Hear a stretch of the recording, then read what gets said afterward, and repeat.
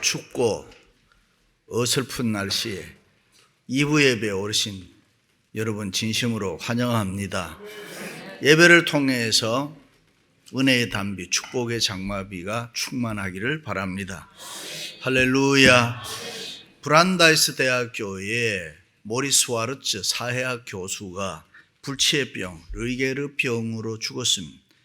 르게르병이란 치명적 신경계통의 병으로 근육 위축성 측색경화증이라는 병입니다. 몸의 근육이 굳어지면서 5년여에 걸쳐서 죽는 것입니다. 1939년 유효 양키스의 야구선수 르게르시 이 병으로 죽었습니다. 그때부터 이 병이 세상에 알려지게 된 것입니다. 그리고 모리스 와르츠 교수가 이 병에 걸려 마지막 죽기까지 매주 화요일마다 강의를 했는데 그의 제자 가운데 미치 앨범이라는 사람이 그 교수와 나눈 대화를 책으로 냈는데 그 책 이름이 모리와 함께한 화요일이라는 책입니다. 모리 교수는 죽음을 앞에 두고 시한부 인생을 내가 어떻게 살아야 되나 깊이 생각을 하다가 살아있는 장례식을 합니다. 그 이유는 자기 친구 교수가 어느 날 갑자기 심장마비로 죽습니다. 지금 미국에서 제일 많이 죽는 병이 심장병이죠. 갑자기 죽으니까 이런 부질없는 안타까운 일이 어디에 있습니까?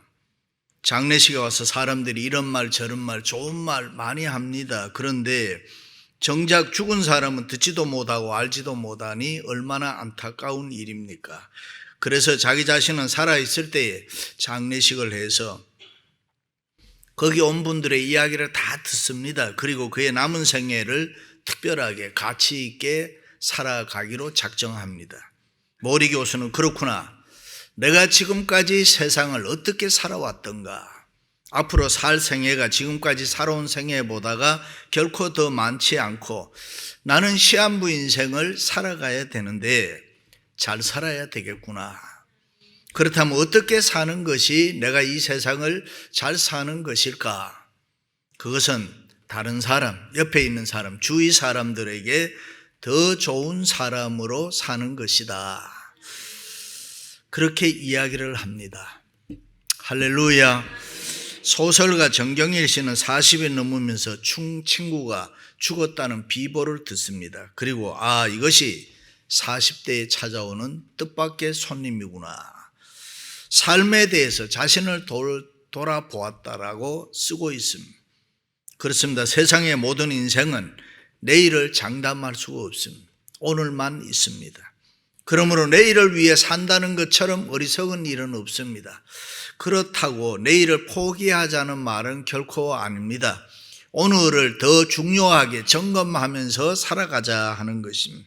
오늘 내가 과연 바르게 살고 있는가? 오늘 내가 더 좋은 사람으로, 더 좋은 그리스도인으로 이 세상을 살아가고 있는가 확인해 보자는 것입니다. 특별히 부름받은 교회 일꾼들은 어제보다 오늘 더 좋은 교회 일꾼으로 내가 살아가고 있는가 살펴보자는 것입니다. 구원받은 우리들의 최고의 목적은 더 좋은 교회의 일꾼이 되는 것입니다. 더 좋은 교회의 일꾼으로 날마다 성숙되어야 되고 그리고 성령 충만한 건강한 모습으로 이 세상을 다스리고 정복해 나가야 되는 것입니다. 예수 그리스도를 닮아 더 좋은 교회 일꾼으로서 세상에서 빛으로 소금으로 거룩하고 경건한 삶을 살자는 것입니다. 성경은 그것을 그리스도의 장성한 분량이라고도 하고 신학적으로는 sanctification, 성화라고도 이야기를 합니다. 단순히 도덕적, 윤리적 이야기하는 거 아닙니다. 하나님의 자녀답게 구원받은 영적인 사람으로 더 좋은 사람으로 살자, 더 좋은 그리스도인으로 살자는 것입니다. 더 좋은 교회 일꾼으로 하나님 앞에서 사람 앞에서 사랑받고 칭찬받는 이 수준 높은 그런 경건한 삶을 살자는 것입니다. 왜 우리가 하나님을 믿습니까? 왜 우리가 오늘 또 이렇게 교회를 나옵니까? 더 좋은 사람 되고 싶어서, 더 좋은 그리스도인이 되고 싶어서, 더 좋은 교회 일꾼이 되기 위해서인 줄로 믿습니다. 그런데 아직도 많은 사람들은 오래 교회 생활을 했지만 미성숙한 자리에 머물러 있는 사람들이 많습니다. 미성숙한 눈으로 사람들 보고 미성숙한 눈으로 세상과 환경을 바라보니까 늘 원망이 있고 불평이 많습니다. 때로는 낙심하고 탄식하고 깊은 절망에 빠질 때도 많이 있습니다. 그러므로 우리는 수준 높은 더 좋은 사람으로 이 세상을 살고 교회를 섬기는 일꾼이 되어야 할 줄로 믿습니다. 어차피 우리의 삶과 역사는 하나님의 손에 있기 때문에 우리의 가정과 우리의 교회 속에 하나님의 뜻하신 계획이 있고 의미가 있고 목표가 있는 줄로 믿습니다. 때로는 우리가 사는 이 세상 되어지는 일을 보면은 불공평하게 보이고 부조리한 것 같고 선과 악이 모순되는 것 같을 때도 있습니다. 그러나 이 모든 역사는 하나님의 뜻하시는 방향으로 뚜렷하게 진행되어 가고 있음을 우리는 믿어야 될 것입니다. 할렐루야. 그래서 우리는 궁극적으로는 하나님의 뜻이 하늘에서와 같이 이 땅에서도 이루어지기를 바라야 돼요. 하나님의 나라가 이 땅에 이루어질 것을 의심 없이 굳게 믿고 살아야 되는 것입니다. 신앙생활에 우연이란 건 없습니다. 날아가는 새 한 마리 들의 풀 한 포기도 하나님의 뜻이 있거늘 하물며 너희일까 보냐. 우리들을 향한 하나님의 섭리가 있다 그 말입니다. 이 세상과 우리를 향하신 하나님만이 아시는 비밀, 감추어진 뜻이 있습니다.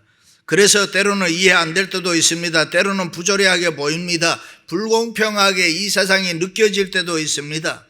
하나님의 그 오묘하고 깊고 엄청난 신비의 역사를 우리의 머리로 어떻게 다 깨닫고 알 수 있겠습니까? 그러므로 우리는 오늘 또 주님의 몸된 교회를 바로 세우고 성도를 바로 세우기 위하여 교회에 더 좋은 일꾼이 되어야 할 줄로 믿습니다. 그리고 예수님을 소유한 우리가 더 좋은 교회 일꾼으로 이방인들에게, 이 세상 믿지 않는 사람들에게 빛으로 소금으로 살아가야 되는 것입니다. 그런 결심이 있고 다짐이 필요한 것입니다. 할렐루야. 그럼 우리가 어떻게 해야 더 좋은 교회의 일꾼이 될 수 있습니까? 첫째는 열려진 사람으로 살아야 합니다. 더 좋은 교회 일꾼이 되기 위해서는 무엇보다도 열려진 마음, 열려진 사람으로 살아야 됩니다. 보통 사람들에게는 두 가지 마음이 있다고 합니다. 그것이 하나가 열려진 마음과 닫혀진 마음이라고 합니다. 아담이 선악과를 따먹고 죄를 지음으로 벗은 것이 창피해서 동산 숯불에 숨었다 그래요. 그때 하나님께서 아담을 부르셨습니다. 아담아, 아담아, 내가 어디에 있느냐? 왜 거기 숨었느냐? 왜 따먹지 말라는 선악과를 따먹었느냐라고 물었습니다. 그때 아담이 열려진 사람이었으면은 아이고 하나님 잘못했습니다. 제가 잘못했습니다. 그렇게 했으면 끝나는 일인데 당신이 지으신 하와가 먹으라고 해서 내가 먹었습니다. 자기의 잘못을 고백하지 아니하고 자기의 책임을 회피했습니다. 이것이 닫혀진 사람, 미성숙한 인간, 나쁜 인간의 모습인 것입니다. 죄 때문에 마음이 닫혀졌습니다. 무책임해졌습니다. 이유가 많아졌습니다. 그렇습니다. 죄는 인간의 마음을 닫혀지게 만들었습니다. 죄는 인간을 나쁘게 만들어 버렸습니다. 사람이 삐딱해졌습니다. 불신앙의 사람이 되게 했습니다. 그러나 누구든지 죄를 회개하고 예수님을 구세주로 받아들이고 믿는 사람들은 죄 용서와 함께 하나님의 자녀가 되는 것입니다. 주 예수를 믿으라. 그리하면 너와 내 집이 구원을 얻으리라. 누구든지 예수님 믿고 죄 용서함 받으면 새 사람 될 수 있습니다. 구원받은 하나님의 자녀 될 수 있습니다. 누구든지 그리스도 예수 안에 있으면 새로운 피조물이라 새로운 사람이 되면 마음이 저절로 열려진 사람이 되는 것입니다. 용서의 사람이 됩니다. 사랑의 사람이 됩니다. 화평의 사람이 됩니다. 여유 있는 사람이 됩니다. 열려진 사람으로 주위에 있는 다른 사람들에게 웃으면서 기분 좋게 날마다 대할 수가 있습니다. 성경은 새로운 피조물, 새 사람이 되었기 때문이라고 합니다. 다윗 왕은 충신 우리아의 아내를 취하여 죄를 범했습니다. 그때 나단으로부터 왕이여 그렇게 할 수 있습니까? 질책을 받자 다윗은 금식하며 무릎을 꿇고 회개했다 했습니다. 이것이 다윗의 열려진 사람의 모습인 것입니다. 요셉도 훌륭한 인격 좋은 사람입니다. 하나님의 섭리라는 신앙 하나 가지고 자기를 죽이려고 하는 형들을 용서합니다. 그리고 사랑으로 대접합니다. 이것이 요셉의 열려진 사람의 모습입니다. 죽음과 죽어지는 일이란 책에 보면 600명을 상대로 죽어가는 사람들을 조사했더니 죽기 전에 무슨 말을 하고 어떤 모양으로 죽는지 그것을 조사해서 통계를 냈습니다. 그 중에 재미있는 것은 사람이 의식이 없어서 일단 죽었다가 다 죽은 줄 알았는데 다시 살아나는 사람이 있습니다. 저도 임종 기도를 했는데 살아난 사람들이 몇 분 있더라고요. 그 사람들이 목사를 골탕 힘들게 하는 거예요. 그냥 죽어야 되는데 다시 살아나는. 근데 이런 사람들이 몇 시간이나 며칠 만에 살아나서 공통적으로 하는 말이 있습니다. 숨이 딱 넘어가는 순간에 번쩍하면서 번개처럼 일생 동안 자기 산 것이 확 보이더라는 것입니다. 옛날에는 이런 말 하면 7, 80년 인생 사는 그 세월을 어떻게 우리가 한눈으로 볼 수가 있고 기억할 수 있을까 궁금했는데, 근데 요즘 IT 산업이 발달해서 컴퓨터 생각하면 아주 쉽게 이야기되는 거예요. 하나님의 컴퓨터에 칩 안 하면 우리 인간의 일생이 비추어지는 거 그렇게 이상할 거 하나도 없습니다. 그래서 성경은 진리인 줄로 믿습니다. 할렐루야. 그건 그렇고 anyway, 그런데 그들이 하나같이 얘기하는 것이 있어요. 자기 마음대로 살았던 제약된 부끄러운 생의 모습이 순식간에 죽으니까 자기 눈앞에 확 나타나더라는 거예요. 그리고 깨어보니 너무너무 부끄럽더라는 거예요. 내가 세상을 저렇게 살았나. 그렇습니다. 우리는 돌이켜보면 죄스럽고 부끄러운 일들이 많이 있습니다.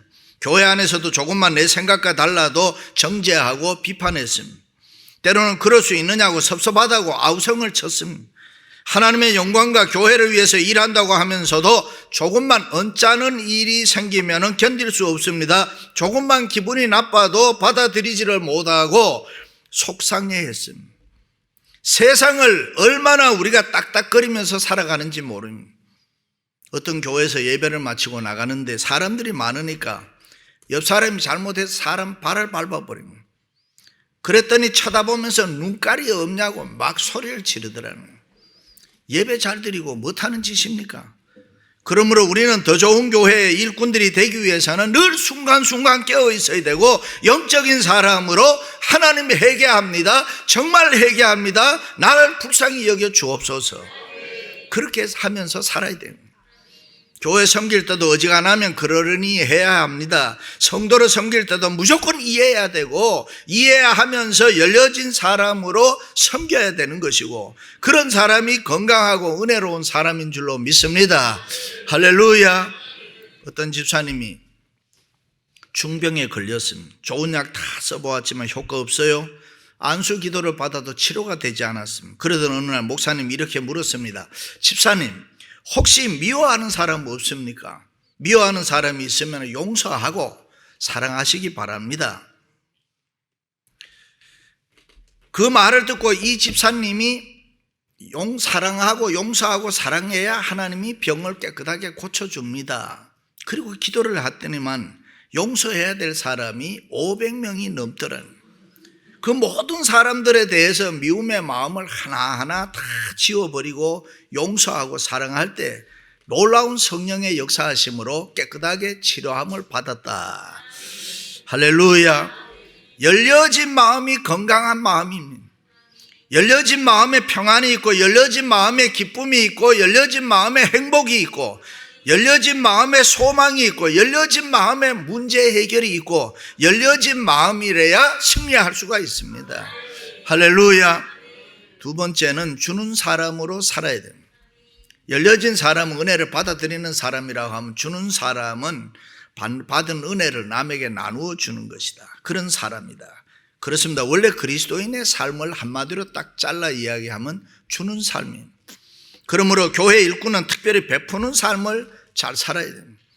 우리는 하나님으로부터 받은 은혜가 많이 있기 때문에 그렇습니다. 그래서 교회 일꾼들은 도와주고 나누어 주는데 익숙해져야 됩니다. 절대로 인색하면 안 되는 것입니다. 성경은 주는 자가 복이 있다. 베푸는 자가 복을 받을 것이다. 믿으시면 아멘. 그렇습니다. 부름받은 교회 일꾼들은 받는 삶이 아니라 늘 주는 삶을 살아야 됩니다.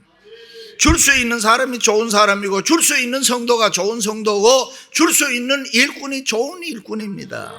할렐루야. 사람은 누구나 은혜 받고 축복을 받고 잘 살면은 찾아오는 사람이 많습니다. 알지도 못하는데 동창이라고도 하고 고향 사람이라고도 합니다. 이래저래 연결해서 도와달라는 사람이 많습니다. 그럴 때 주는 것 괴로워하면 안 되는 것입니다. 찾아오는 사람 귀찮아하면 안 됩니다. 남이 나에게 도와달라고 할 때가 아주 좋은 때입니다. 그때가 가장 귀하고 복 있는 때입니다. 그렇잖아요.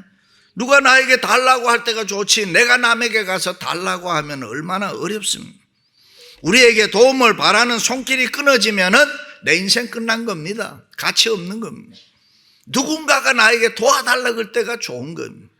그렇습니다. 누군가가 내게 와서 달라고 할 때가 좋은 때이고 택수도 많이 낼 때가 좋은 때이고 헌금도 많이 할 때가 좋은 때입니다. 아멘 좀 하세요. 우리가 은혜 받고 축복받고 나면 잘 살면 도와달라고 하는 사람 많습니다. 그럴 때에 도와줘야 됩니다. 마온의 부자 나발이라고 하는 사람이 있었습니다. 요즘 말로 하면 재벌이죠. 그는 부자고 거부였습니다. 그 지역에 재산이 제일 많았다고 하니까요. 그런데 그 사람이 다윗이 환난을 당할 중에 이 나발의 가정과 기업을 많이 도와주었습니다. 광야의 도적과 유목민들이 습격해 오면 다윗은 부하를 데리고 가서 나발의 집을 싸워서 막아주고 기업을 키워주었습니다. 그래서 나발의 재산을 보호하고 잘 살게 해주었습니다. 그런데 그 후에 다윗은 정치적으로 어려움을 계속 피신하다가 다윗과 함께 400명의 부하들이 함께 돌아다니는데 먹을 것이 없어서 죽을 지경이었습니다. 그래서 다윗이 부하를 부자 나발에게 보내서 먹을 것 좀 도와달라고 해서 양식을 좀 가져오라 그랬습니다. 그때 나발이 이새의 아들 다윗이 나와 무슨 상관이 있냐 거절했습니다. 내가 쫓아버렸습니다. 그 소리를 듣고 다윗이 너무 섭섭했습니다. 은혜를 어떻게 그렇게 배신할 수 있을까? 다윗이 화가 나서 부하들을 데리고 나발을 죽이려고 출동을 했습니다. 그때 나발의 아내 아비가일이 맛있는 음식을 많이 준비하고 많은 곡식과 양떼를 이끌고 다윗이 오는 길목에 나가 앉았다가 다윗을 융숭하게 대접을 했습니다. 그리고 가지고 간 재산을 많이 주었습니다.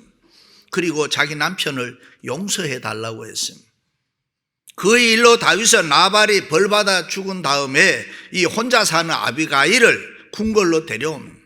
이 세상에 저렇게 지혜롭고 현숙한 여자가 어디에 있느냐? 저 여인이 국모가 되면은 이 나라가 부강할 것이라고 하면서 아비가일을 부인으로 데려옵니다. 남을 돕지 않고 움켜잡은 사람은 사람에게도 버림받지만 하나님도 싫어합니다. 자기에게 주었던 재물을 혼자만 소유하려고 했던 나발은 하나님 앞에 끝내는 버림을 받습니다. 그러나 남에게 베풀기를 좋아했던 아비가일은 후일에 왕비가 되었습니다. 할렐루야. 여러분 주는 사람 되시기를 바랍니다. 여러분 가정이 주는 가정 되세요. 우리 교회가 주는 교회가 된 것을 감사하시기 바랍니다. 우리 교회는 창립 때부터 사실 지금까지 30여 년 참 많은 교회 도왔습니다. 참 많은 목회자들 도와주었습니다. 하나님이 영광 받으신 줄로 믿습니다. 할렐루야. 우리는 주는 일을 기쁘게 생각해야 됩니다. 매사에 주는 사람으로 살아가면 하나님께서는 10년과 가정과 기업과 교회에 은혜와 축복을 샘솟듯이 끊임없이 부어주실 줄로 믿습니다. 할렐루야. 마지막으로는 감사하는 사람으로 살아야 합니다. 범사에 감사하는 것이 그리스도 예수 안에서 우리를 향하신 하나님의 뜻이라고 성경은 말합니다. 그렇다면 우리는 무조건 감사하는 사람 돼야 돼요. 무조건 감사해야 더 좋은 일꾼이 될 수가 있습니다. 그런데 현대사회에서 가장 심각한 문제는 감사할 줄 모른다는 것입니다. 남편과 아내, 부모와 자식 사이에도 감사를 몰라요. 그저 안 되는 거, 안 좋은 거, 기분 나쁜 거 서로 원망하고 불평하기를 잘합니다. 왜 그렇게 삽니까? 우리는 하나님을 믿는 사람들인데 모든 일에 감사하면서 살아야 되잖아요. 왜 그렇게 세상을 징징거리면서 살아갑니까? 어떤 자매가 강도를 만나서 목걸이를 빼앗겨 버렸습니다. 속상하다고 팔팔 뛰었습니다. 그것을 보고 신앙 좋은 믿음 좋은 어머니가 목걸이는 다시 사면 되지만 목 안 다친 거 감사해라. 그렇습니다. 우리가 낙심 중에 있다고 하더라도 감사함으로 살아갈 때에 더 좋은 일꾼이 될 수가 있습니다. 우리가 감사하는 사람이 되어야 이 세상 환경을 초월해서 더 좋은 교회 일꾼이 될 수가 있고 축복을 받을 수가 있습니다. 한때 좋았던 것이 영원히 좋을 수는 없습니다. 살다 보면 우리 생활에 많은 문제가 일어납니다. 왜 그렇습니까? 우리에게 감사하는 마음이 없어지니까. 감사하는 마음이 없어지니까 모든 게 힘이 들어요. 미국에 살다 보면 우리가 알고 모르는 사이에 자본주의, 상업주의, 이기주의가 빠져버립니다. 자기만을 위해서 자기가 멋대로 살기가 너무나도 쉽습니다. 그게 너무 편하게 돼 있는 세상입니다. 내가 왜 다른 사람, 특별히 교회라는 공동체 안에서 누구의 간섭을 받아야 되느냐? 그래서 교회 때문에 손해보고 교회 때문에 봉사하고 수고하는 것이 부담이 될 때가 있습니다. 심지어 남편과 아내, 부모와 자식 사이에도 손해보고 희생보는 거 싫어합니다. 너는 너고 나는 나가 아니냐? 뭐 이렇게 삭막하게 살아갑니다. 어떤 부모가 자녀들 앞에서 우리는 미국에 와서 하고 싶은 거 다 포기하고 오로지 너희들 공부시키기 위해서 희생했다, 고생했다고 했더니만 듣고 있던 자식이 인생 편하게 살지 왜 그렇게 살았느냐고. 아빠 엄마 바보라고 하더라. 기가 막혀요. 어떤 처녀가 28살 때에 30살 먹은 남자와 결혼했습니다. 남자 집은 그저 그랬지만은 교제를 해보니까 남자가 듬직하고 괜찮아서 결혼해서 아이 낳았습니다. 결혼하기 전에 약속했습니다. 일주일에 한 번 외식하고 한 번 영화 구경하기로 하고. 시간이 지나면서 다 헛된 약속이었습니다. 남편이 돈도 잘 못 벌어오니까 짜증만 나고 신경질만 났습니다. 그러다가 어느덧 40이 넘어서 텅 빈 집안 청소를 하는데 문득 거울 앞에서 자기 자신을 보니 처량하기 그지가 없어요. 이건 아닌데 내가 인생을 이렇게 살아야 되나. 그날 밤 대판으로 싸웠습니다. 불면증, 우울증에 걸렸습니다. 가정이 파탄났습니다. 그러다가 어떤 분의 전도로 교회를 나가서 신앙생활을 해보라고 해서 교회를 나갔습니다. 그런데 목사님이 설교할 때 감사해라 그러면 기적이 일어난다. 그때 은혜를 받고 그렇구나, 내가 생각을 한번 바꿔 살아봐야지. 그랬더니 몸의 모든 병, 우울증, 불면증, 심장 뛰는 거 다 고치고 건강하고 행복하고 우리 교회 집사가 됐다니까요. 그가 누구냐? 패스. 그렇습니다. 감사하면은 이 생활 속에 놀라운 역사가 일어나. 비신앙적인 사람이 신앙적인 사람이 되고 비성경적인 사람이 성경적인 사람이 되고 삶 전체가 바이블 라이즈 되는 거예요.